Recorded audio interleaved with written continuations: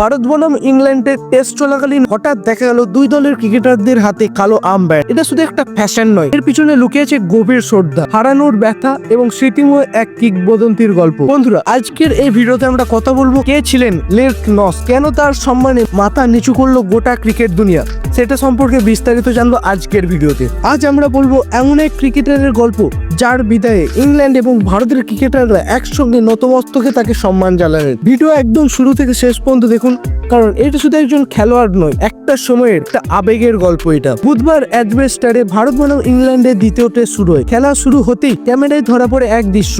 ভারত এবং ইংল্যান্ডের খেলোয়াড়রা পড়েছেন কালো আর্মব্যান্ড। তার কারণ ইংল্যান্ডের প্রাক্তন ক্রিকেটার ওয়েন লার্কিন্সের মৃত্যু। কে ছিলেন তিনি?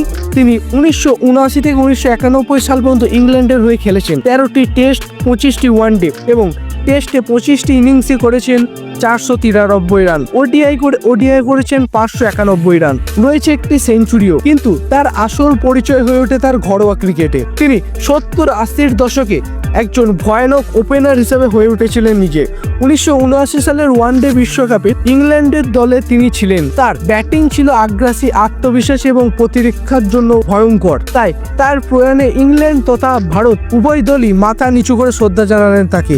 ম্যাচ শুরুর আগে এক মিনিটের করতালি যেন তাকে জীবনের উদযাপনটা বুঝিয়ে দিল।